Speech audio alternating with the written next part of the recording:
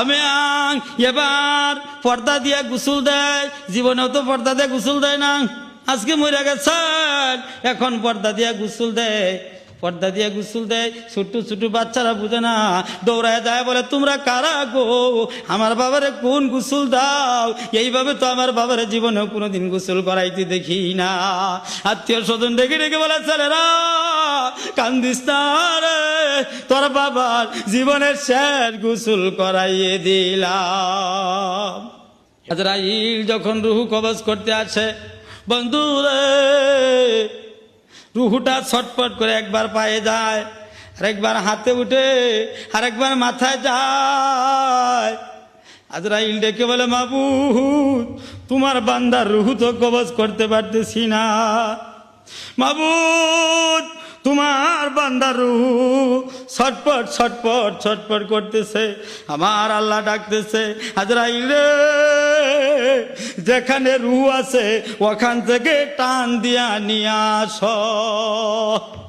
আমার বাবাজিরা, আমার ভাইরা, রুহু যখন মুখ দিয়ে যখন হাত ঢুকাইয়া আজরাইল রুহু যখন টান দেয়, টান দিতে দেরি হলো 360টি রোগের জোড়া একেবারে ছিঁড়তে দেরি হলো না।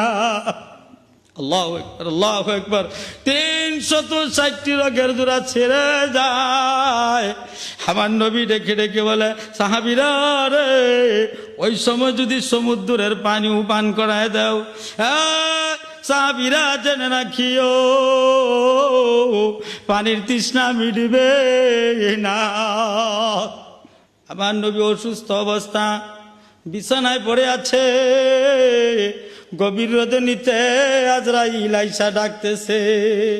মা ফাতেমা কিনারায় বসা, গভীর রজনীতে আজরাইল আইসা যখন ডাকতেছে, হযরত ফাতেমা ঘর থেকে আওয়াজ করে এত রাতে রে কেন ডাকো আব্বাকে, বলেন সবাই এত রাত রে কেন ডাকো আব্বাকে,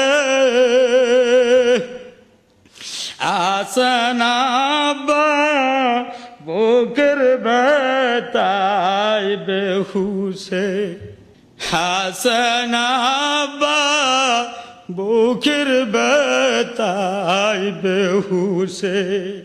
আমার নবী দুই চোখের পানি ছেড়ে ছেড়ে কান্দে আর বলে ফাতেমা রে দরজা খুলে দাও রে মা। হযরত ফাতেমা দরজা খুলে দিয়েছে, এমন সময় দেখতেছে এমন একটা লোক পাও দুইটা জমিনে, মাথা হইল তার আকাশে। হযরত ফাতেমা চিৎকার দিয়ে পড়ে যায় বাবা গো, এমন লোক তো এই মদিনায় কোনোদিন দেখি নাই, এমন লোক এই মদিনায় তো আর কোনোদিন দেখি না। আমার নবী দেখে বলে মারে খেদো না, কিছুক্ষণ পরে দেখতে পারবা এই লোকটা তোমাদেরকে এতিম বানিয়ে দিয়েছে। আজরাইল রুহু কবজ করতে আসছে, পারমিশন দরকার আছে কিনা, কি বলেন পারমিশনের দরকার আছে কিনা? পারমিশন নিয়ে আসছে।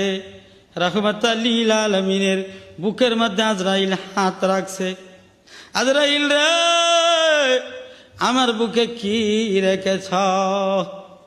নবীজি গো আপনার বুকে সবে মাত্র হাত রাখলাম। আমার নবী দুই চোখের পানি ছেড়ে দিয়ে বলতেছে আজরাইল, আজরাইল রে আমার মনে হইতেছে 7 তবক আসমান জমিন সবটাই আমার বুকের মধ্যে চাপাই দিয়েছ।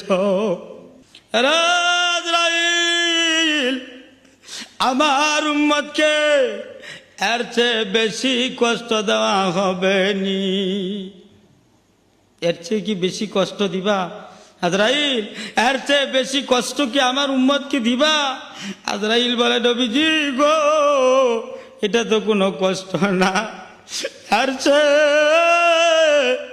লক্ষ লক্ষ গুণ বেশি কষ্ট আপনার উম্মতকে দেওয়া হবে। আবার নবী ডেকে বলে আজরাইল যত কষ্ট দেওয়া দরকার আমাকে দাও, আমার উম্মত রে কষ্ট দিও না।